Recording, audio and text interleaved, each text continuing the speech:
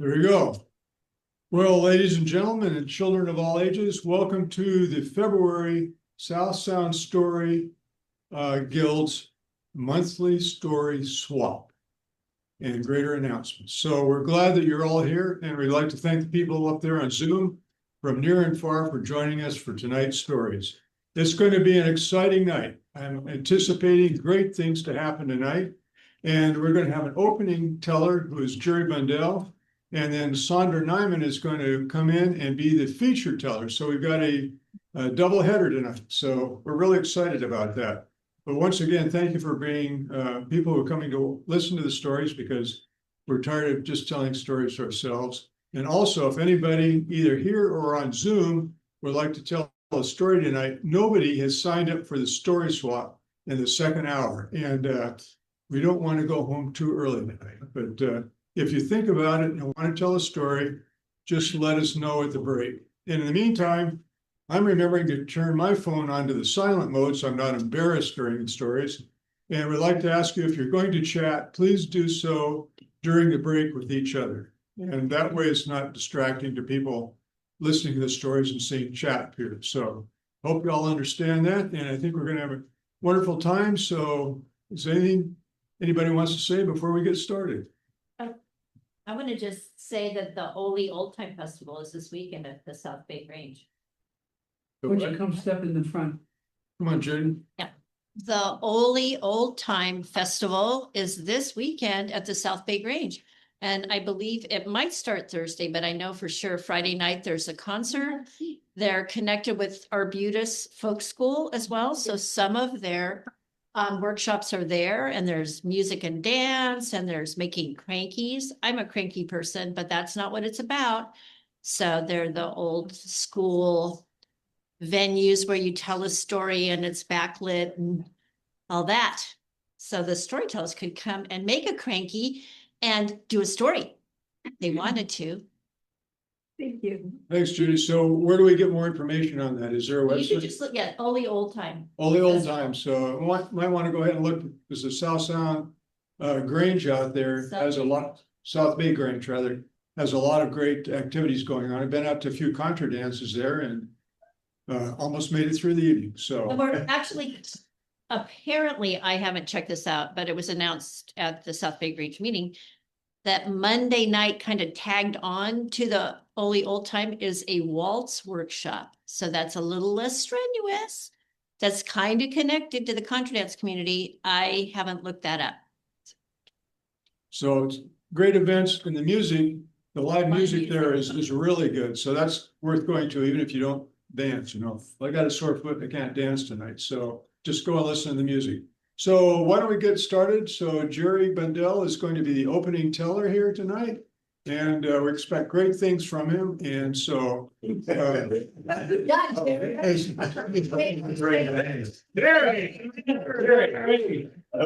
to say, Jerry has even taken storytelling classes here in Olympia. So, you know, I'm real proud of it. So go at it, Jerry. Survive. Well, happy Valentine's Day in advance. Well, so tonight I've got a little bit of a different story for you than a traditional Valentine's Day story. Last year at this time, I told a story about how Valentine's Day came to be and how it unfortunately got named what it was named instead of named after. But that's a whole nother story. But anyway, tonight I've got a story about longing, about appearances, and about somebody who just wants things more than what life is willing to give them. And there's an element of love in the story. So hopefully you'll see that as we go through. Now, the story is based on a short story written by a French writer, Guy de Maupassant. And maybe some of you remember that from college or from high school. But anyway, he's a great short story writer, and it's an interesting story, and it's called The Necklace. Mhm. And so it begins. So there was a beautiful young woman who was born into a poor family by some quirk or twist of fate. And she always thought that she deserved more. She had no dowry, so she had no expectations. She thought she had no possibilities of marrying someone who loved her, understood her, could take care of her in a way that she thought she should be taken care of. being married to a man of distinction, man of prominence, and a man of wealth. That just didn't exist for her because of her station in life. She came from a family of clerks. So she settled and ended up marrying a man who was a clerk. He was a handsome man, kind man. He was good to her, but he couldn't provide as much for her as she had expected. Now, she was miserable in this condition. She dressed plainly. And as you know, back in those days in France, women's positions were sometimes determined by their family, their station in life, or their ability to use their charm, their wit, and their grace to land a wealthy and happy husband. Unfortunately, she settled for this person who was a clerk. Now, she was unhappy. She thought she deserved so much more. She lived in an apartment and she despised the apartment. The walls were bare, curtains were dingy, the furnishings, ordinary furnishings, tattered, but nonetheless functional, and the apartment was clean. But they were wealthy enough that they could afford a housekeeper, a young woman. But when the housekeeper would come in, it kind of set her off into an anger, and then she traveled in her mind to another existence that she thought she deserved. She had visions of living in a grand house with great rooms filled with art, furniture covered in silk, beautiful tables and artifacts, things that she could have conversations about and that other people would be envious of. She dreamed of having these small anterooms off to the side where she could sit and people would come to visit with her. They could have coffee and gossip about that and talk and have wonderful conversation. She was quite tortured by her existence that she had there. Well, one day her husband came home and they were getting ready to sit down for dinner at their round table with a 3-day-old tablecloth. He lifts up the lid and says, "Oh my, what a fine stew we've prepared for dinner tonight." She was disgusted by that. Yes, it was a fine meal, but in her mind, she envisioned that she would be sitting someplace at a fine table, china, servants, delicacies, different courses coming for the meals, lively and pleasant conversation, instead of a stew with her husband and an old tattered tablecloth. The beautiful woman was miserable. She just couldn't get past the misery. But she had a friend from school that she used to go visit, and this woman managed to marry a man who was wealthy. She would go over and visit.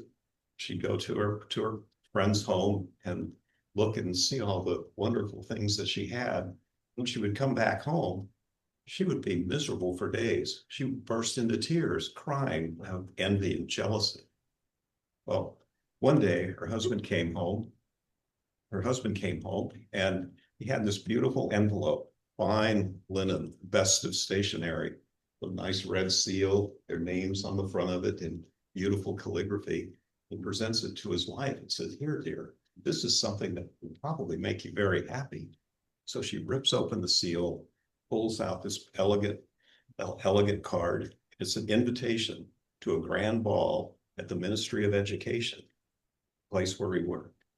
She looked at it for a moment, and then she threw it down in disgust on the table and looked at her husband. Said, "What am I supposed to do with this? I have no clothes, no jewelry." And she burst into tears. And he asked her, "Well, what about the gown that we wear when we go to the theater?" She says, that would never be suitable for this sort of occasion. That would be laughed at. And he thought some more. He was kind of in despair and asked her, "Well, what would it take to come up with a gown? What would it take to purchase a gown that would be suitable for this?" She thought for a moment. She said, 400 francs. For 400 francs, I could find a fine gown that would be suitable for this. He thought that was a lot of money. It also happened to be the exact amount of money that he had saved up for a gun. He and his friends would go hunting in Paris, on the outskirts of Paris in the fall, He was always having to borrow a gun from one of his friends. He wanted one of his own.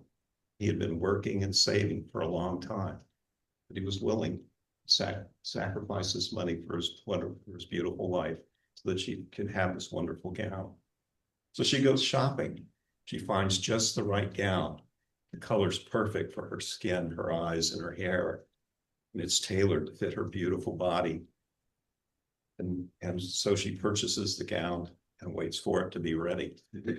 So the day gets closer to the grand ball. The gown's all ready and prepared. And again, she grows despondent. She's depressed. She's anxious.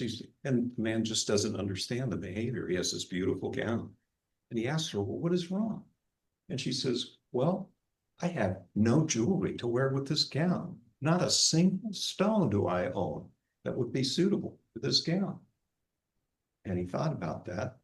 He said, well, maybe you could borrow some from your friend Jean. Jean, I've seen her wear nice jewelry. She is your good friend. And she thought, what a wonderful idea. So the next day, she goes over to her friend Jean's home, explains her situation to her. And Jean brings out her jewelry case, opens it up and offers it to her, says, take, pick and choose whatever you'd like. It's available to you. And inside were some beautiful bracelets, pearl necklaces, the Venetian cross made of gold with some beautiful stones set in it. Oh, many good choices, earrings. But she tried these things on and then looked at herself in the mirror. She was having trouble making a choice. None of them were just the right thing. But she looked in the jewelry box one more time, and there in the back corner, in a black silk case, was this diamond necklace. She opens the case, beautiful necklace. She was quite excited about it. Her hands fairly trembled as she took the necklace out of the case, put it around her long, beautiful neck, and it fit and it lay perfect as if it was made just for her. She was delighted. She looked at her friend Jean, and without a word, Jean said, yes, indeed, you may borrow the necklace. She was happy. She gave her friend a hug, took the necklace and walked home. The next day, the day of the ball, oh, she was delighted. She was all dressed up, beautiful gown, perfectly fitted, her hair, her skin, her makeup, beautiful diamond necklace. They make their way to the ball. She goes in with her husband. They're announced. Every head turns. She was indeed the most beautiful woman in the room. She was charming. The women would have conversation with her. All of the men wanted to dance with her. She was truly the belle of the ball. She had a great time at the ball. She danced. She was engaged in a lively conversation. She was having one of those nights where just everything went well. She was just at the best, in the best form. She danced and danced, and about midnight, her husband and 3 other men made their way into an anteroom to wait for the wives. And about 4 o'clock, they finally came. The music stopped. The party had ended. The wives came over, and her husband, and he took her cloak. They were kind of the cloak of ordinary, common people, and put those on. And she thought, we need to make a quick exit. I don't want to see people to see me in this commoner's cloak. The others, the men had fine tailored coats with silk linings, the women with their furs, alike, all making their exits. They exited quickly, went someplace off to walk down the street a ways to pick up the carriage to go home. When they get home, she gets off of the carriage. She reaches in one more time to kind of admire the necklace that had given her such a good time, that it was part of the wonderful, beautiful night that she had. But the necklace was gone. She gasped. She turned to her husband. The necklace, my necklace is gone. He thought for a moment, thought, well, let's look for it. Certainly it's here somewhere. They checked her cloak. They checked all the folds of the gown in her pockets. They looked around. They went back to the carriage that they had ridden in. They looked around the carriage. They questioned the driver. No diamond necklace. They were quite despondent, quite fearful. So they went back. They traced all of their steps several times. Still no necklace. The next morning, They went to the police station, reported the loss. Perhaps somebody would turn it in. They ran an ad in the newspaper and offered a reward, a handsome reward for this, certainly this valuable diamond necklace. But the necklace never turned up. A week went by. Her husband, being an honorable man, the couple being an honorable couple, said, we've got to replace this necklace. We've got to make right to Jean, your friend that loaned this necklace to us. So they set about going to the different jewelry stores in France. Finally, down at one of the fanciest jewelry stores near the palace, they spotted the black cases and thought, perhaps this person sells necklaces like that. They go in, they talk to the jeweler, explain their predicament, describe the necklace, and he says, I think I have just the thing for you. He brings from the back a beautiful diamond necklace, lays it out on the velvet, on the display case. They look at it. To their recollection, it's almost a perfect match. Would certainly pass for the one that was there before. The necklace, the jeweler said, cost 36,000 francs, a very considerable sum. They were taken aback, thought they've got to do the right thing. So they asked the jeweler, can you hold the necklace for 3 days while we raise the money? And he agreed. So they go home and try to think through how they're going to do this. And her husband confides in her and says, I have 18,000 francs from a small inheritance from my father's estate. We'll have to figure out some way to borrow the rest of the money. And borrow they did. They went to every loan shark, every place that they could go. They agreed to horrible interest rates, usurious terms and conditions. They knew that they were in for a tough go, but they had to make it right. They go, do the transaction, buy the beautiful necklace, put it into the case they had, take it to their friend Jean, and thank her very much for loaning her the necklace. Well, Mathilde, his wife, who thought she was entitled to this great life of, in her mind, this wonderful life that she didn't have, was fixing to experience an even lower station in life. They had to economize. They had to cut their costs. They moved to a smaller, even more dowdy apartment. They got rid of the servant girl. And the wife, Mathilde, ended up doing all the work. She scrubbed the floors. She cleaned the dishes. She hauled the water up even more stairs because the cheaper apartments were at the top of the building. She grew hard. She grew old. She grew rough. They took in extra work on weekends wherever they could to make a little bit of extra money to pay off the debt. It took them 10 years to pay the debt back, but they finally did. So one day, Mathilde, the previously beautiful young woman, was walking down the Champs-Élysées, and she sees her friend Jean coming towards her. And she goes up and says, hello, Jean, how are you?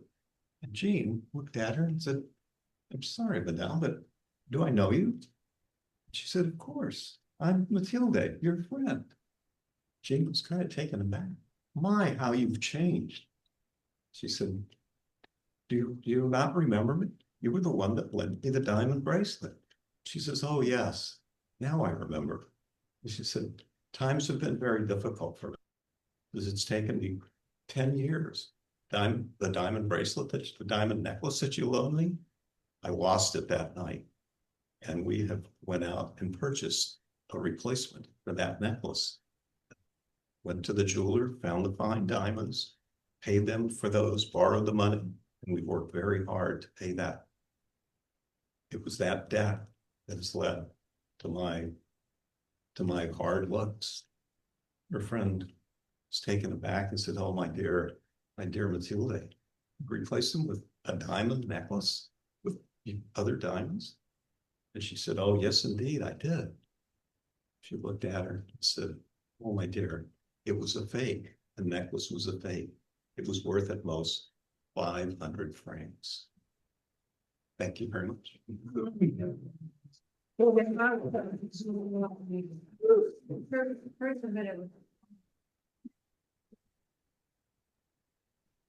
Thank you, Jerry. A great story, great delivery. And of course, it always, stories always end with you say, well, then what happened? And then. Then what happened? Yeah, heart attack. Anyway, so thank you. Well, we have Sandra now who's going to tell some stories about love. I think love, right?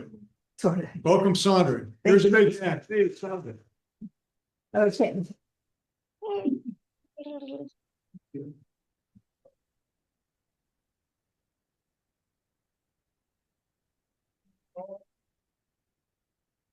Am I okay?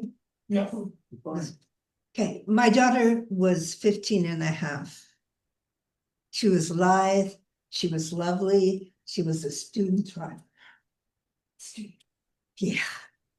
And we had to do something about that. Now, for the last 3 years, she'd been living with her gymnastics coach. She was an elite gymnast, but an injury had completely derailed that career choice. So suddenly she was back living with me, a student driver. We had to go driving somewhere, so we decided we would travel from the Bay Area to the Midwest and back. Now, our journey from San Francisco to Lincoln, Nebraska was done quite directly. But on the return journey, we meandered. We went first up to the Badlands, then to Mount Rushmore, then to Idaho Falls, where my younger brother was living. On the way out, we had exhausted every music cassette, because this was the days of the music cassettes we had. We were tired of those songs. We knew every song. We could sing along with every song, and we were tired of those songs. So when my daughter was driving, I would tell folktales, like this one from Iraq. There once was in Baghdad a wealthy merchant. And he had 3 daughters, and he called those daughters to his side and said, "Why is it that I am so respected and wealthy?" The eldest daughter spoke, and she said, "Father, all you have has come about through your own efforts." Well said, child, well said. She had been trained in adulation. He called the middle daughter to his side and said, "Why is it I am so wealthy and respected?" She too had been educated in servile flattery. "Father, all you have has come about through your own efforts." Well said, my dear, well said. Called the youngest to my side.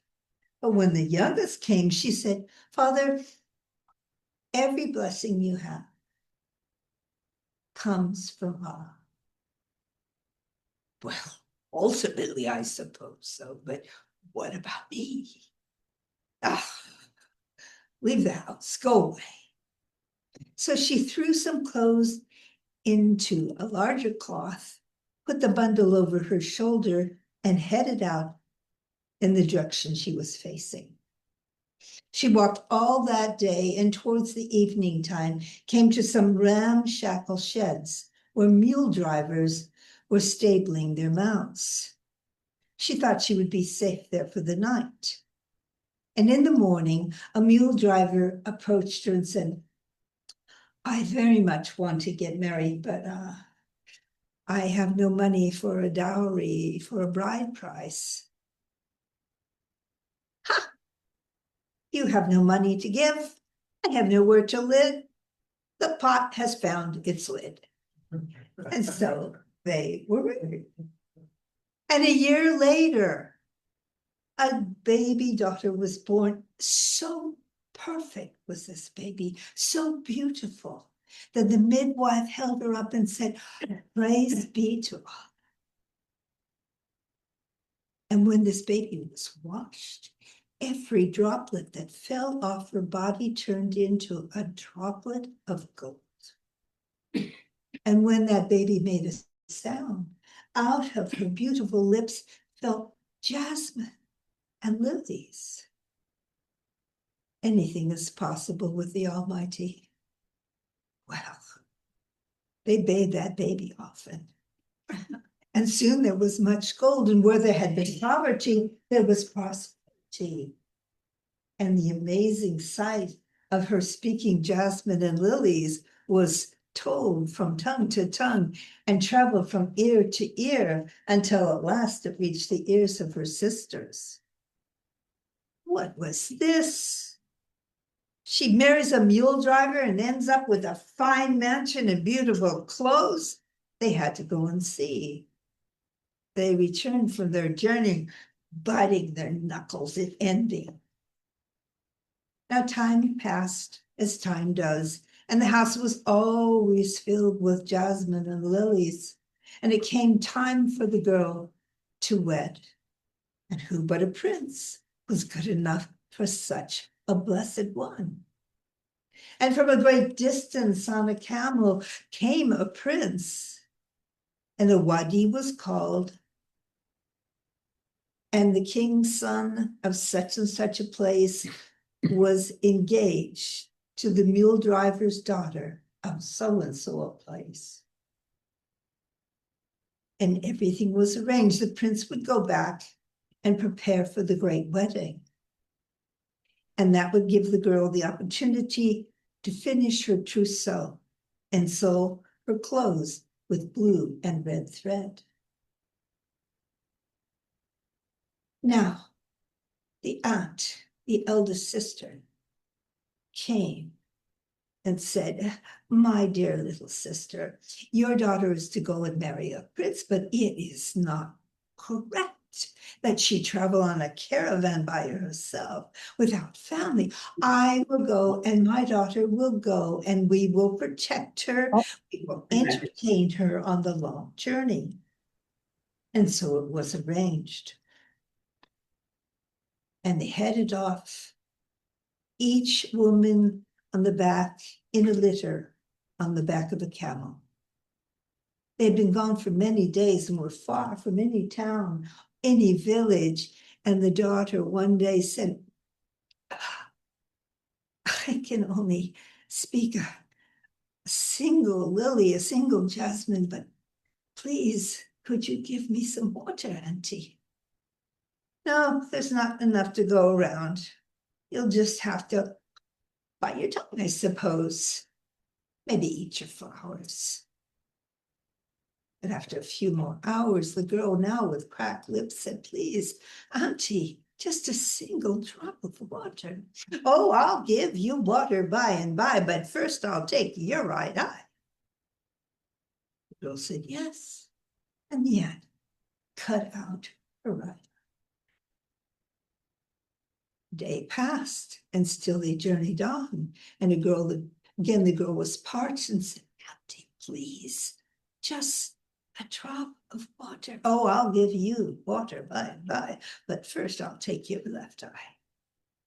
And again, she cut out the girl's eye. "Now you're blind. You're no good to be a bride. Up you go. Your cousin will have to take your place." The girl was left abandoned in the wilderness while she wandered around, unable to see where she was going, and at last just collapsed. After some time, an old man on a donkey came by, and he saw the poor abandoned girl, and feeling sorry for her, he put her on his donkey and led her back to his Bedouin tent. "Oh, what are you bringing us, old uncle? A girl will have to care for, a girl will have to feed. Could you just bring me a bowl of water that I might drink, that I might wash?" And when they saw how out of her mouth fell jasmine and lilies, they were amazed and hurried off to find a bowl of water. She washed her face, she washed her hands, she drank. And as the water went off of her, it turned to golden drops. Well, they were very pleased to welcome her then. Now, meanwhile, The caravan of camels had arrived in the prince's city, and the soldiers lined up, and the musicians played, and the crowds cheered. The prince looked at his fully robed bride and thought, that's a different shape. And when he had her alone and she spoke, no jasmine, no lilies fell from her lips. Where are the flowers? Well, every flower has its season. And where's the ring I gave you in your father's house? Oh, I lost it. He knew he had been tricked, but what could he say? His bride was under his protection in the caravan. If she had vanished, it was ultimately his responsibility. So he said nothing. He said nothing. And the wedding plans proceeded. Meanwhile, the blind girl went to the old man and said, please, good uncle, will you take a basketful of jasmine and lilies to the capital and say this and that and that and this? And he agreed. So he walked the streets of the city holding a basket of flowers, saying, I don't want money, I don't want silver, a basket full of flowers for an eye. The aunt heard this and thought, well, my daughter's got to have some jasmine and lilies. So she went and she cut out her own daughter's right eye and took it to the old man in exchange for a basket. And when her fiance came back in the evening, she turned her face to the wall and said, look how many jasmine and lilies I spoke while you were out. The next day, the old man returned to the city with another basketful and said, I don't want silver, I don't want money, basketful for an eye. The aunt said, well, she still has to have some jasmine and lilies, at least until she's married. So she cut out her daughter's left eye. And the old man, taking those eyes, went back to the blind girl. And she prayed and she pressed them against her face. And when she took her hands away, she could see again. Nothing is impossible with the Almighty. Meanwhile, the girl in the palace lay upon a bed and said, I'm sick. I'm really sick. And I have to keep this cool cloth over my face. But all will be well. All will be well. See all those jasmine and lilies I spoke while you're out hunting. And still he wondered, this was not right. The blind girl, who was no longer blind, went into the city, went to the garden of the palace, and asked the old gardener if she, who was now dressed in boy's clothing, could have a job, perhaps leading the mule round and round as it turned the millstone, as it ground the flour. When the gardener saw how out of the mouth of this lad fell jasmine and lilies, he thought, something's amazing here. And so she was given the job. And dressed in her boy's clothing, she led the mule round and round and round. And then after the noon meal, when everyone was resting, she would look about, go to a pool, take off her boy's clothing, pull off her rings, and bathe in the water, leaving behind many gold droplets. That evening, the cooks were talking and saying, you know, that boy who's been hired to lead the mule, it used to take from sunrise to sundown to grind the flour, but now it seems to be done by afternoon prayers.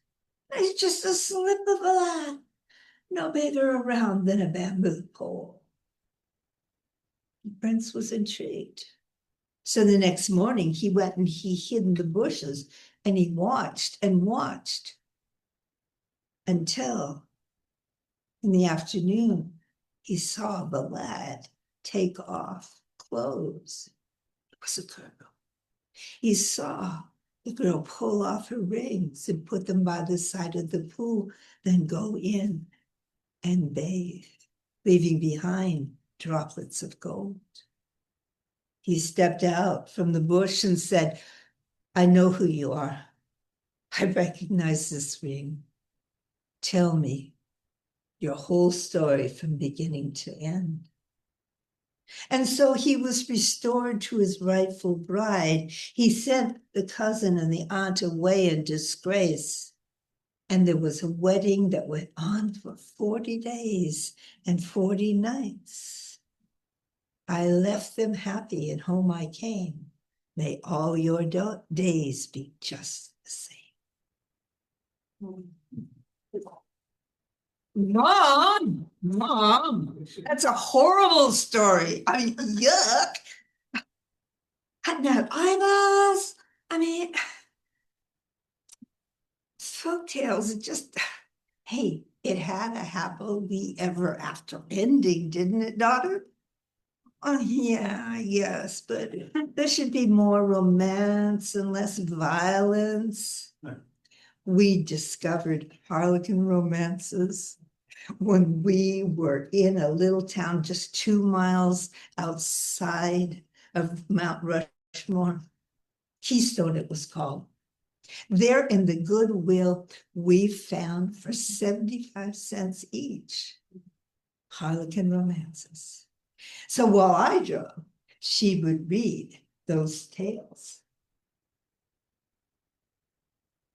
Olivia looked at Christopher, watched him take a raven lock from her alabaster shoulder. He pulled her into his broad chest. You are my obsession. Mom, obsession's a perfume. Yeah, I know. I think it's by Calvin Klein, but obsession also means you're so unable to stop thinking about something or someone. It's a perfect thing for a romance novel. Yeah, well, hey, don't worry, there's going to be a problem. Christopher and Olivia will have some major problem. Oh, yes, I know, she said. Listen to this. What do you mean? You're married. Well, I meant to tell you, but I haven't seen Michelle for years. She's been traveling. I forgot. You forgot? Don't worry, darling. Christopher and Olivia will overcome the problem and live happily ever after. It's formulaic, just like in a folktale. Well, I wish not every romance or every folktale had a predictable ending. Mom, you must know some story that's not predictable at its end. I thought about that and then I remembered. Oh, yes, there's a literary tale by Isabel Allende, Dos Palabras, 2 words. It goes like this. Baliza Crepusculario had not been given that name by her mother, nor had she been baptized with it. No, she herself searched until she found Bellisa, beautiful, Crepusculario, twilight. Bellisa Crepusculario went about selling words. She went from the high mountains to the burning coast. Everywhere she went, she'd put up 4 poles, stretch a canvas awning over them to be protected from the sun or the rain. Bellisa Crepusculario's rates were very fair. For 4, she'd complete an application. For 5, she'd reinterpret a dream. For 6, she'd write some verse, and for 7 to 12, it depended, she'd pen an insult to an irreconcilable enemy. She didn't just sell words, written words. She also told stories, real stories. People would pay her a few coins to add a line or two at the end of her narrative. A son's been born to us. Papi died after a long illness. Our children will be married soon. Our crops failed in the field. This was how everyone found out that Belisa Crepusculario had arrived to sell words in the plaza or in the marketplace. And it was also how they found out about distant relatives or what was going on in the Civil War. One day she'd just begun her long narrative when there was the sound of hoofbeats and a group of men came charging on a horseback into the plaza. It was El Mulato, aide to the Colonel. He was a very feared man. He went right up and pointed his whip at Belisa Crepusculario, saying, "Take her." Her awning was knocked over. Her inkwell spilled. She was grabbed, bound hand and foot, and thrown over the rump of El Mulato's horse. They charged off to the hillside. After hours of rough riding, they arrived. She fell almost insensible from the horse's back and lay crumpled on the ground. It was dark when she finally regained consciousness, to find El Mulato squatting next to her. "Well, you're finally awake, woman. Come on. The Colonel wants to speak to you." She tried to protest, but he unbound her feet, not her hands, and led her across the camp to where the Colonel was lazing in hammock. His face was in shadow, but she thought it must be a terrible visage, for she saw the look of humility that passed over El Mulato's face. "Are you the woman who sells words?" She was surprised by his voice. It was so well modulated. "Sí, señor, a su servicio." "I need you to write me a speech. I want to be president. But to do this, I need the words." A presidential speech. Why? It was because for years the Colonel had been going from place to place and engaging in conflicts and skirmishes, and he was tired of the look of fear that came over people when he approached. He wanted to ride into a village under a triumphal arch. He wanted children to toss flowers at him. He wanted to win the popular vote. Now, Belisa Crepusculario had many requests, but this was the strangest. She knew it had to be incredible.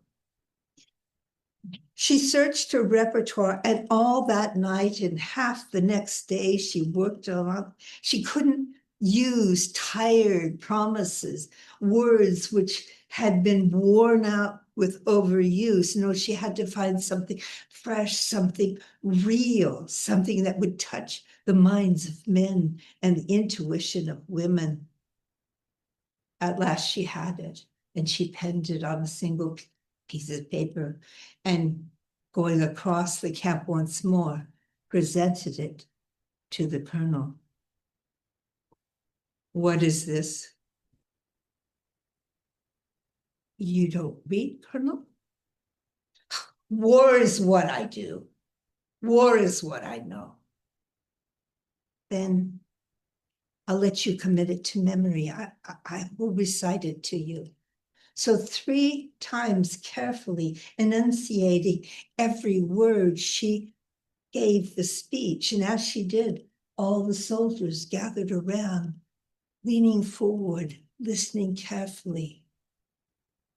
And when she was done, Emulato said, yes, yes, that's great. We will win with that speech.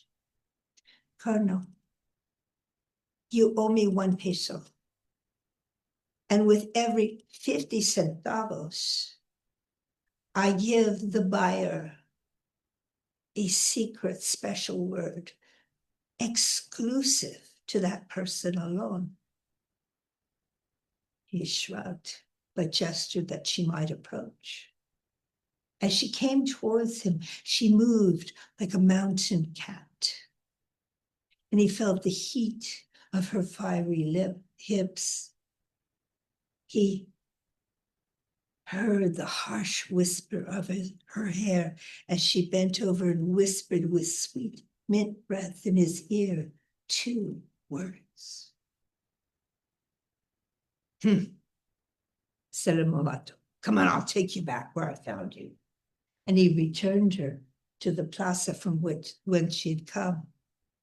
Now, all that September and October and November, the colonel went from places high in the mountains to the plains to the coast, and everywhere he gave that speech, and people were amazed.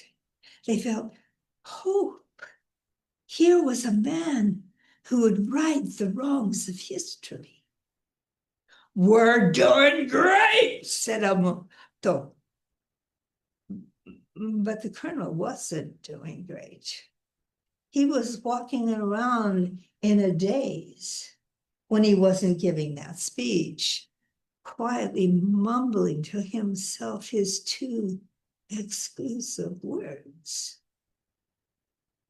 Say the words out loud, Colonel. Say them out loud. It'll break the spell she's put you under. No. They're private words, exclusive to me. Mulatto was disgusted. So he got on his horse and he went searching for Belisa Crepusculario. He found her eventually in the very, very south of the country. She'd been waiting for him. She took down her poles, wrapped them in her awning, corked her inkwell, laid out her pens and paper, gave them to a friend to care for, and mounted behind Mulatto. They rode back to the camp, and she dismounted. Now, tell this woman to take back those words and give you back your manhood. But everyone looked and saw Belisa Crepusculario and the colonel simply staring at each other. And they knew all was lost. She walked forward and took his hands in hers. Ma, that's a lousy story. I mean, okay, the ending wasn't predictable, but what do you think those 2 words were? I don't know. I keep changing my mind. I think first the this, then the that. But I do know at least 2 words which are perfect for right now and right here. The end.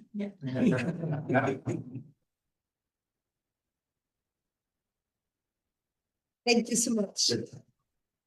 Thank you, Sandra. You're welcome.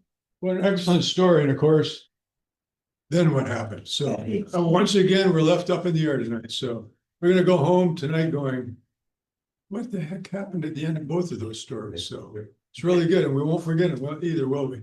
So here we are. What is it? Just about not quite 7 o'clock. So we've got time. Would anybody like to tell a story? John, would you tell a story, please? Oh, well, I've got you here. By the way, I just found this excellent book called I Survived the Star Hill Gang. And I think it's actually by Little Johnny. So this book will be out, not tonight, not next week, the end of March. And it's going to be, the proceeds are going to go to the Scholarship for Storytelling. But anyway, I get a copy, right? Signed and everything. So anyway, look for Little Johnny's book. And I hope not all the stories are in here because we keep liking to hear them. So Little Johnny, come on up and tell a story.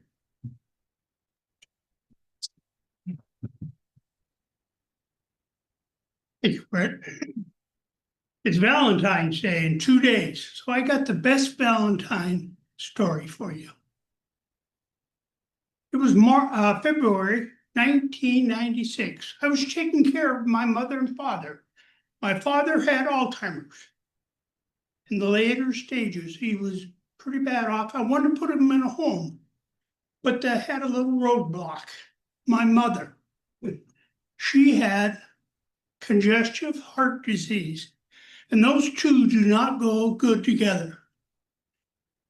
I didn't really know what my mother was doing or then or now. As far as Alzheimer's, it seemed like she didn't accept it, that she was in denial or something. If my dad did something like take the bar stool and put it on top of the table, which was, bar stool was made out of oak. It was a heavy one. Or he'd go outside and pee on the sidewalk. She would get so upset, start shaking. John, we have to do something. We have to do it now, and don't tell me about this Alzheimer's. That's not Alzheimer's. He's losing it. Okay, Mama, we'll try to do something. Well, the last couple of weeks have really been tight, and I needed some help. Now, I had a great support team, my sister. And a lot of you might remember my sister. Her name is Blister in Little Johnny stories. So I called her up. Hello? Hey, sis, I'm in trouble. I need help. Well, it's about time you recognize that. I'm serious. It's like, Mom, she's really stressed out. I'm afraid she's going to have the big one any day. Can you help me? How's Dad? Well, he's on another planet, and I'm not sure which one, but he's fine. Stress does not bother Alzheimer's. It's the ones that don't have it. You know what tomorrow is? Thursday? Oh, you're still sharp as a tack. Valentine's Day. So here's what I'd like you to do. Go out and get a bouquet of flowers and a card. And get, well, a better idea, if you can get Dad to say, I love you to Mom, I'll bake you a chocolate cake. For a chocolate cake, sis, I'll have them out jitterbugging in the streets. Just start baking that cake. Thanks, it was a great idea I had. I hung up. Now, the next morning, I got up at 5:30. When I always get up. Took Maggie for a walk. Now, Maggie was my miniature schnauzer. We had a walk. We came back. I grabbed my swimming suit and went swimming for an hour. And then I stopped at Safeway on the way home. Picked up some flowers. They were blue and yellow and white, I think. I don't know anything about flowers, so I don't know the name. And a card. And I went home and put them outside the front door and went in. Hey, Mom, is Dad up yet?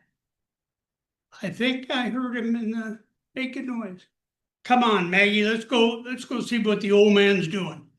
I opened up the door, and there he was, standing in his beautiful white t-shirt and his beautiful white underpants. And he had a pair of my mother's underpants in his ear. Dad, what in the hell are you doing? Shh, I'm on the phone. Well, I stood there for a while because I wanted to know who he was talking to. Finally, I said, Dad, you must be talking to Mom. You haven't said a word yet. I didn't notice, but my mother had walked behind me. All of a sudden, Bert, get those underpants out of your ear now. What is wrong? John, we've got to do something with that man, please. And we're not putting him in a home. We have to. I grabbed her by the arm and we walked out to the stairs that led upstairs. I said, Mom, Carlin's making a scrapbook and she needs a couple of pictures. Could you get some pictures of the Juneau Douglas picnic in Seattle? Yes, I can, but we got to do something. And she started walking and she kept on, John, we have to. I said, I'll have a cure by lunchtime. Well, she disappeared. I went out and got the flowers and the card and came back into the bedroom and my dad was still on the underphone. Hey, Dad, I'm going to have to take your underphone away and put it in Mom's underwear drawer. So I did. I put it away and hung it up in there and shut the door. I put on some clean khakis for him and beautiful Pendleton shirt that he got for Christmas in the 1960s sometime that had the patches on the elbows. Got him socks, shoes. Said, Dad, today is a special day. It's Valentine's Day. So I put the flowers in his right hand and a card in his left. Now I said, Dad, pretend I'm Mom and push that flower out and say, I love you.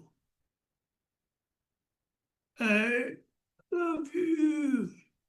Very good, Dad. One more time. He dropped the card and dropped the flowers. I picked him up and we tried it again. He dropped the card and dropped the flower. I gave him the flowers and got the card. And when I looked up this time, he was pulling the petals off the flowers. I said, Dad, let's let Mom arrange the flowers. She's better at it. Well, he was going downhill fast, and I figured we were wasting time. I gotta get this done. So I had him shuffle over to the stairs, and I yelled up, Mom, Dad would like some oatmeal. Okay, honey, I'll be right down. Well, I heard her walk down, and she walked around, and she saw Dad. He put his hand out, and he says, I love you. My mother, eyes start sparkling. All her wrinkles in her face disappeared.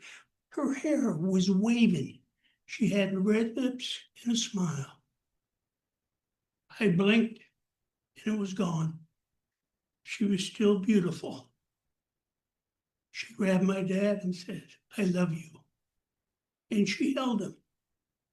Well, my dad dropped the flowers in the card, rested his hand on her hips, and I don't know if he even knew what was going on. I was hoping he did. I picked them both up and went into the living room and sat down on the couch, and Maggie jumped up and put her head on my lap and looked up at me with those beautiful brown eyes. I said, Maggie, we just had the most beautiful Valentine's Day. And it didn't even include us. But there is one thing. We're getting a chocolate cake out of the deal. Thank you.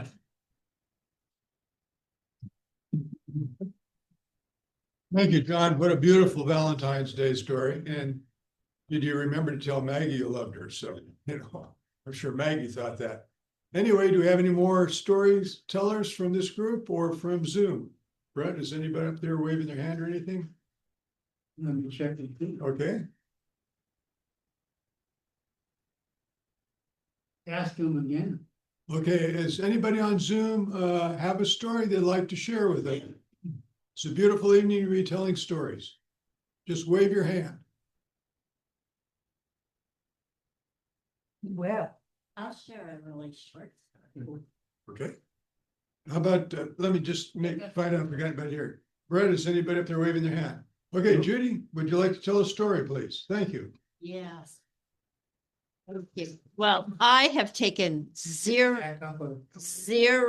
storyteller there you go. workshops, zero. But I was inspired by the previous story because it reminded me of somebody very dear to my heart. We have a complex relationship, and that's my World War II tail gunner father, Chuck Jugan. And for his 93rd birthday, I took care of him. for many years. And that was after, I'll go further back. My dad was kind of a tough guy. He had commands, demands, and statements. That's how he communicated. So some of his favorite sayings were, "These are the facts. I don't want to hear any excuses. I just want to see results." Those kind of things.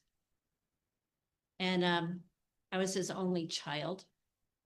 I had a half sister my mom had 18 years before me with a different dad. But my dad, he was a pretty tough guy. So I guess I'm going to go further back with this. So my dad, we didn't really talk. He didn't talk with anyone, actually. Like you can get a sense of who he was about things. But we'd go hunting and fishing, and he'd take me. I was a kind of outdoors girl, and I was kind of like him. I like to explore, and my mom was not like that at all. She was like, no, nothing with nature, no bugs, any of that. So we bonded that way, but we never really could talk. You know, I couldn't really go to him with problems, anything emotional. No, I'll give you something to cry about. If I was upset, it would just get worse. So we didn't do any of those things. So that was a little backdrop. And then my mom got really ill. And that was in like 2001. She had multiple health conditions. My dad was really healthy. And he wasn't a people person. He was really good at fixing things. He could grow anything and fix anything.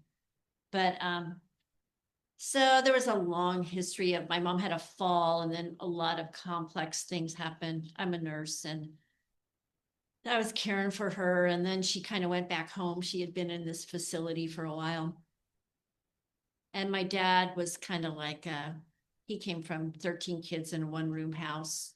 You know, in Pennsylvania, his dad had been orphaned at age 6, living in barns. And so kind of, and he was the toughest of the 13. He was the hunter for the family and all that. So he was a pretty tough guy. And my mom was getting frail, and she was kind of on her way out. And we had this interchange where he wouldn't put the heat on for my mom. And I said, you need to put the heat on. You know, she was like 90 some pounds at this point. And he said, "I'm not putting the heat on. This is my house." You know, and I said, "You're putting the heat on for mom." So he said, "This is my house, and you just get out of here. You have nothing to say." And I said, "You're going to put the heat on, or I'm going to report you to Adult Protective Services." And my dad had his arm like this, you know, he's ready to punch me. I said, "Do it, because then you'll be in jail, and we'll take care of all the business." I didn't even say it that nicely at the time. So this is a little background with the two of us. I knew who my dad was. He knew who I was, and he knew I was going to care for my mom. So he did turn the heat on because he kind of saw the light, because I would report him. And my mom, and the last thing I said to him in this little interchange was, you know, do it, you're going to be in jail, and I'll report you, you know, and as long as my mom's alive, I'm going to be over here and making sure she's okay. And after that's over, you can have this damn house and do whatever the hell you want. So many, many years later, my life went on. I got this job in San Francisco. I'm having this job, and I get a call from my dad's neighbor. Well, my dad never really expressed feelings. When his mother died, he locked himself in a room for 3 days, and then he came out. Wouldn't talk to anybody, wouldn't do anything. He just moved on. That was his thing. So this neighbor calls me and says, your dad was on our porch crying. Never saw my dad cry in my life. Like, this is not good. So turns out he started developing dementia. Yeah. And he started getting lost. My dad never got lost in his life. Well, he came to visit me one time, and he'd go over to this convenience store and get a few beers because he'd like to have them. And one time he went over there, and he got lost for 3 hours. Yeah, in San Francisco. He'd been there multiple times. I was like, oh, this is very, very bad, right? We went to doctors, we found all this stuff out, and I'm in a dilemma. Because here I am, the only child. This is my dad. This is years after my mom passed, you know. And I was thinking, well, my dad's not an adapter. He has his routine. And, you know, I looked at everything. My mom would have been easy. She could have gone to a facility, chit-chatted with people, you know. "No, this isn't a guy who can do that." But he had all these things he was part of. And he could still do those things, but he wasn't really a safe driver because he could get lost and other things. So God actually had a piece in this because my dad would watch the 6 o'clock news religiously. We always had to watch it. During the Vietnam era, he would decide who should be bombed and killed, who were the people who were demonstrating and stuff. That was how I grew up. That's how I have such good communication skills. That was every dinner, you know. But anyhow, at this point, he's watching the 6 o'clock news, and this old guy who had dementia in LA plowed into a bunch of people. It's on the big 6 o'clock news back in the day when they had real news, not what we have now. And he got in a lot of trouble. And I said to my dad, "Dad, you see this guy, what happened to him? It's on your record that you have a problem now. And if you get in a wreck," and we lived in Santa Cruz where a lot of people were on drugs, you know, smoking dope, being cool, and they think it's your fault, you could lose everything you have. Well, he came from nothing. 13 kids in a one-room house. Dad, a coal miner, still moving. And just because people have dementia doesn't mean they're not thinking. They're thinking. And he was a thinker. And he was like, "Oh man, this could be really bad." So I said to him, kind of prayed about it. I said, "I'm willing to move home with you, but you can't drive anymore. I will be responsible and I'll make sure everything happens for you." And I did. It nearly killed me. But eventually it was too much. My dad started waking up at night, and he used to have a gun by his bed. And he had a gun in his thing with the remote. And he was a real protector, tail gunner, right? And he had PTSD anyway. So if anybody had broken in, you know, you'd have to shoot them. And he'd call me 3 or 4 times a night, and I couldn't sleep. And anybody else he would have attacked, even without the gun. We kind of know how my dad was a fighter. So I took him to the VA. He had to go there. And it was the hardest thing I ever did, getting him over to the VA. He was there for a week, just for respite. I came back home, sat on the couch. I couldn't get up for 3 days. This other friend of mine was caring for his wife. He died before her. And I saw the light. I said, "I'm going to die. I am going to die. And this guy's going to have nobody. And this is not going to work out well." So he was at the VA for a long time. I'm back and forth, visiting him, making sure he gets the stuff he needs there. And still, you know, he's not a talker or anything, but he knew who he was. My dad was a really get it right, get it done. And he had high standards. And you knew exactly where he was coming from. No secrets here. No, he was a straight shooter. So I guess the very last story I want to tell is, well, the part I was trying to lead to right then was his 93rd birthday. I came and I brought a big cake for his whole group at the facility. He was there now, and I bonded with a lot of these other guys with dementia. It was kind of like One Flew Over the Cuckoo's Nest. I mean, in the evening, everybody'd be a little bit off more, and they were trying to escape from where they didn't know they were. It was really kind of cute. And they'd be like, "Hey," and one guy used to own a dealership with Cadillacs, and he said, "My people have some cars and they're coming around." They didn't even know where they were. Where were they going to escape to? But they had a plan. So they were all like, "Okay," and they're going to pull up over here. I don't know where they are, but I'm into it, you know, and you know, they were beautiful people. I get snippets of their stories, all of them. Scott used to play in a band, and he was a pastor, and he was just one day, he's looking really pensive, sitting in this facility. They go, hey, Scott, what's going on? He goes, I don't know where I am. Yeah, well, you're at the VA. And you know what? They're going to take care of you here. Who's going to pay for it? I said, it's all covered. So I had all of these like vignettes with these people, and they were very close to me. So my dad's 93rd birthday, I got this huge cake. I mean, way too big. And I made this big poster of him, you know, and all this told adventures about him. We lived in Cuba. He was a skin diver, you know, all this stuff. And 2 days later, the facility calls me and says, we can't wake your dad up. We think he's in a coma. Do you want him to stay here or do you want him to go to Stanford? I said, he needs to go to Stanford immediately. So I get there and I just have this idea. I said, you know what? I'm going to pull out all the stops for a day because I'm a nurse and I've seen stuff turn around. And then if it's time for him to go, he's going to go.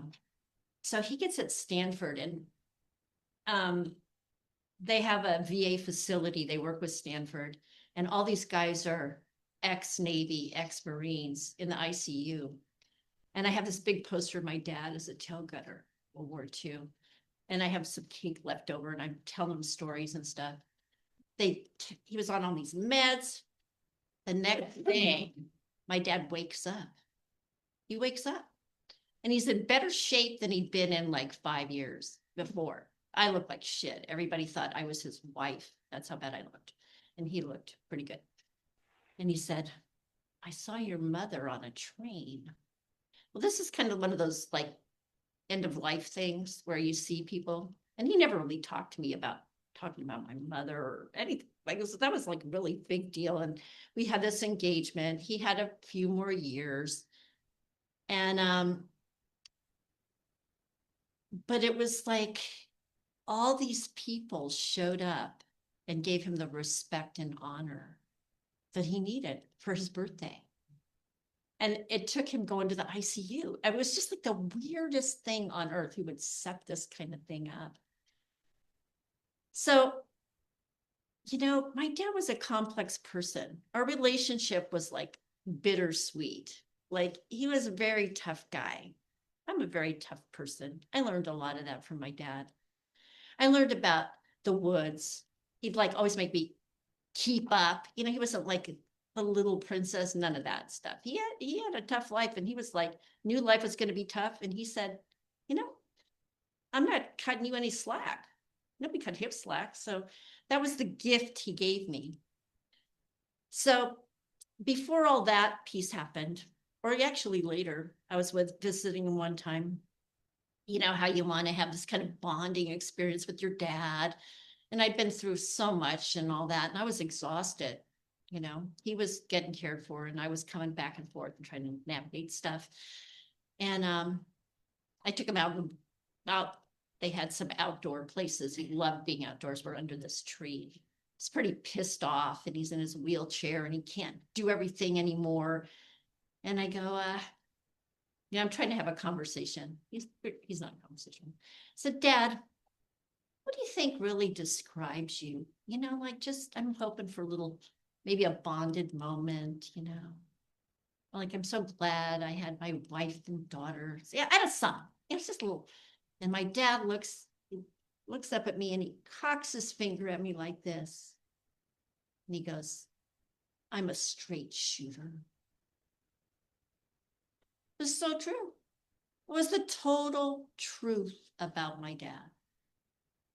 He told it like he saw it. And that is a hard gift to have. You do not see that around very much. And he was a man of his word. He would go through hell and he would to get the job done. He would get the job done.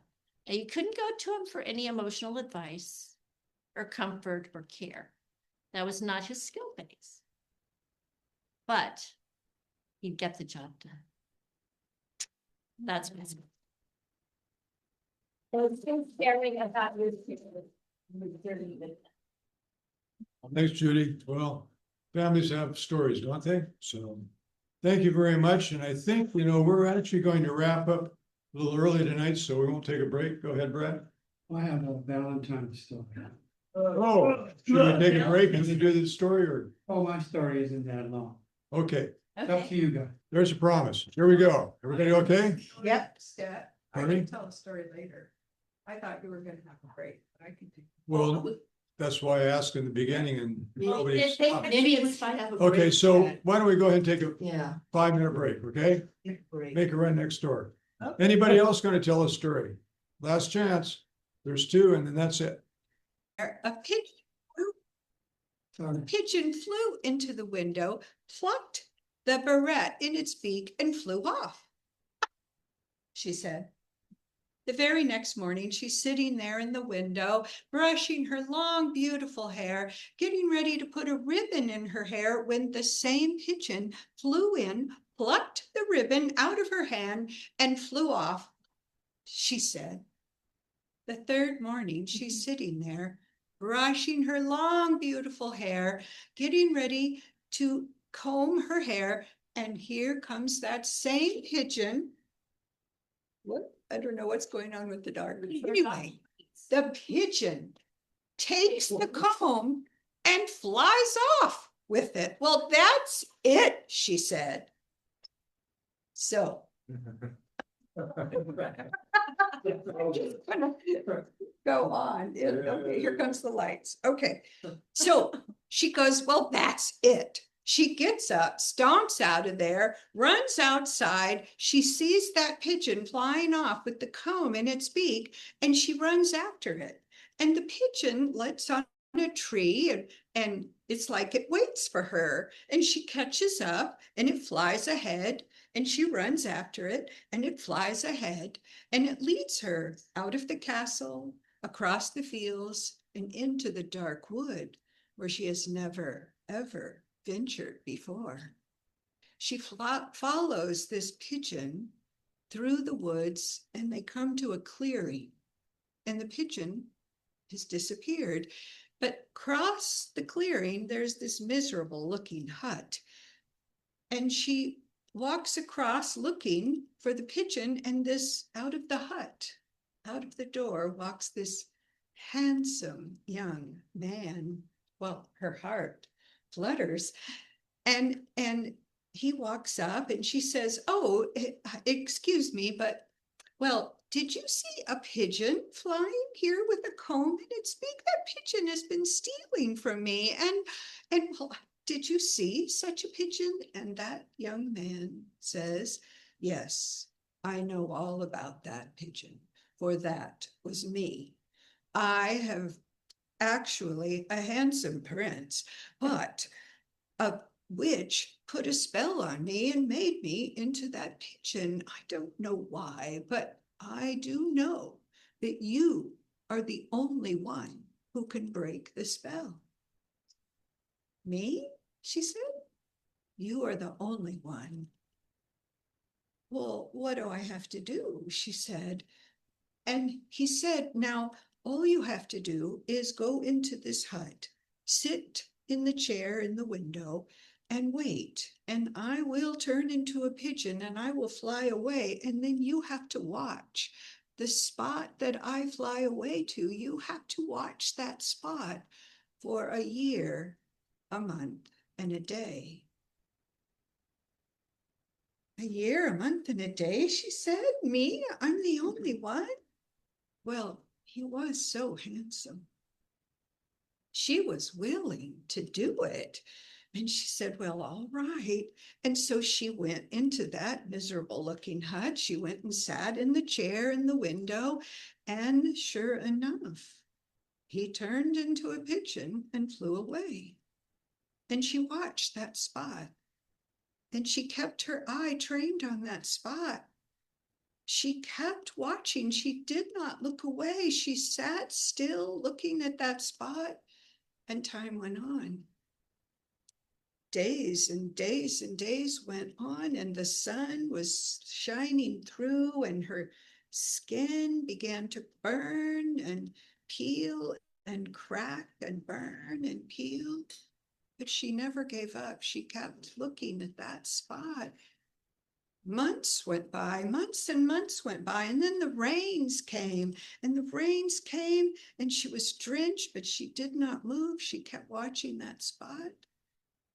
And then little animals would come into the hut and burrow into her clothes, and her clothes were wet from the rain and moldy and mildewed, and the little animals would scratch and nest in her clothing and her hair. Her hair was ratty, her skin was like rough like bark, her clothes were shredded and moldy. And she kept looking at that spot, never faltering. And finally, a year, a month, and a day passed. And that handsome young man came walking through the clearing into the hut. And he looked down at her, and he saw how she looked, and he looked at her with disgust, and he said, "You sat here all this time? You did this for a man?" He spit on her, and he walked out of the hut, walked off the clearing, and left her. She was devastated. She couldn't believe it. She couldn't fathom what had just happened. She waited all that time. She was so weak.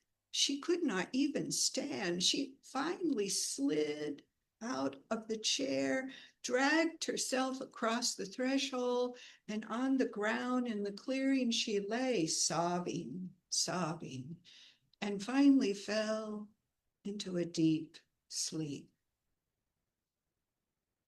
And when she awoke and looked up, there were 3 old women standing over her. And one said, "Oh, honey, we saw everything." And the second one said, "We know what happened. We're going to help you." And the third one said, "We're going to make things right." And the first old woman touched her hair, and immediately all of that beautiful hair came back, lustrous, long, bright, beautiful hair. The second old woman reached down and touched her skin, and her skin that was so cracked and rough was soft, supple, rosy cheeks. The third old woman reached down and touched her dress, and that shredded, mildewed dress, and all of a sudden she was wearing the most beautiful gown she had ever had. And then the 3 women took hands together, grabbed the hands of the young woman, and just like that, they were transported to a fabulous palace. The young woman looked out the window of this palace, and right next door was another palace. And she looked out the window, walked out onto the balcony. These 2 palaces were right next to each other, and the balconies were facing each other. And she looked, and in the window, there was that handsome young man in that palace. For now he was the king of that palace. Well, that handsome young man, now a king, saw her on her balcony, and he was smitten. She was so lovely. He wanted to meet her. He wanted to have her for his wife. And he sent his servant right over there to ask, could they meet? The servant came back. "Yes, sire." She said, yes, she agreed that you could meet under these conditions only. What you'll have to do is build a platform from your balcony to her balcony. And then you must cover the whole platform with rose petals. And then you must stand on your balcony and not say anything. And you must wait, and she will walk across and you will meet. Well, the king, he just immediately called for all of his royal carpenters. He called all of his gardeners. A platform was built. Rose petals were strewn across. On the appointed day, he stood on his balcony looking He knew he couldn't say anything. He knew he couldn't advance. And there was the princess waving on her balcony. Beautiful. The three women, the three old women standing behind her, they whispered in her ear, now go across, halfway across that platform, and then you fall down, pretend to faint. Don't worry, we'll take care of the rest. Well, she did. She walked across the platform, smiling at the king, and then, oh, and she fell down. A thorn in my foot. The three old women rushed across, grabbed her, picked her up, glared at the king, and dragged her back to her palace. Well, rumors went on and on. She's going to die. She's going to die. The prince was heartbroken. Oh, he wanted to meet her so. And then the rumors were, no, she's not going to die, but oh, her leg, she'll never walk again. This went on week after week after week. And then finally he saw her. She was walking now. He could see her on the balcony. She's well. We can meet. And he sent his manservant over. The servant came back. Oh, sire, she said, yes, you could meet, but this time you have to tear down that platform. You have to build another one. You have to have jasmine petals on it, and then you can meet. Well, the king was willing to do it. He called his carpenters. They tore down that platform. They built another one, jasmine petals strewn across. On the appointed day, there he stood, waiting, looking. There she was, lovely as ever. The three old women standing behind her. Honey, across, halfway, fall, faint. We'll take care of the rest. So she went, walking across, so beautiful. He was standing there, so anticipating meeting her. But she fell. She cried out, oh, a thorn. And she fainted. The three old women rushed across, picked her up, glared at the king, dragged her back. Oh, he was heartbroken. Oh no, his lovely, lovely, beautiful woman he wanted to meet. He wanted to marry her. But then he heard all these rumors. She's going to die. She's going to die. He was so worried. But then weeks and weeks passed. No, she's not going to die. But will she ever walk again? He was so worried. And then weeks and weeks went by. And then, no, there she was again, walking on the balcony. How lovely she was. How beautiful. She was well. Again, he sent his servant over. Could we meet? The servant came back. Oh, sire, she said, only when you are lying in your coffin will she consent to see you. The king said, oh, I could do that. He had a coffin built. He had himself stretched out in the coffin. He had his servants carry the coffin around underneath her balcony, and they called out, come and see the king, come and see the king, stretched out in his coffin. And there she was on her balcony, and she looked down. Here he was stretched out in front of her in the coffin, and she looked at him, and she said, look at you. You did all this for a woman? And then she spit on him. The king recognized those words, and he sat up and he looked up at her, and he was close enough to see her, and he realized this was the girl who had saved him from that evil spell. This is the girl that had sat there in that miserable hut for a year, a month, and a day. This was the girl that saved him.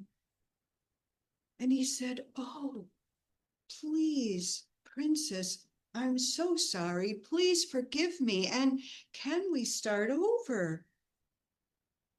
And she said, well, I could forgive you. But as for starting over, well, that will be another long story.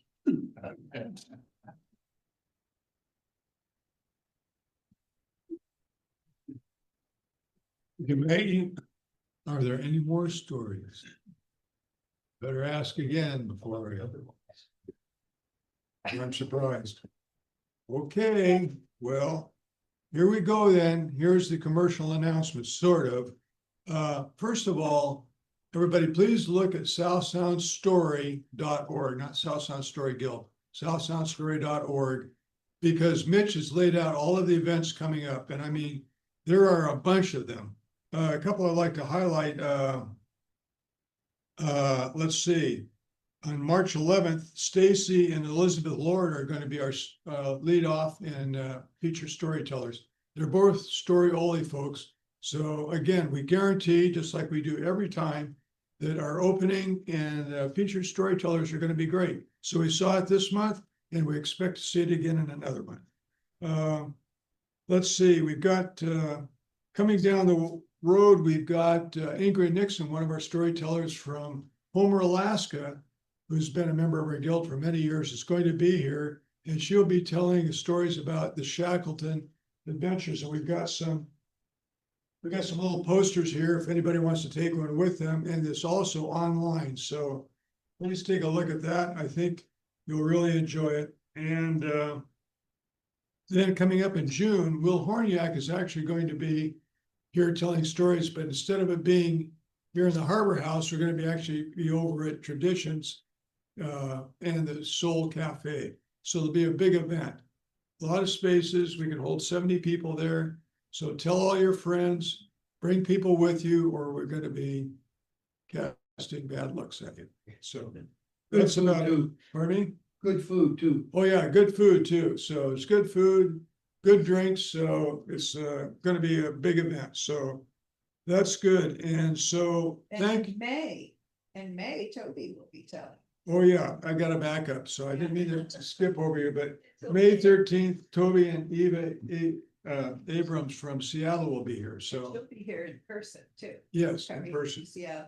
And she actually was at our story Fanning the Embers about a year ago. Yeah. And so again, we guarantee you're going to be very happy if you attend that. And you So- don't have to wait 7 years either. No. So once again, thank you everybody for coming to listen. Thank you for the storytellers. Thank you all on Zoom for joining with us. And with that, look at our website, support the Story Guild, and that is the end of the story.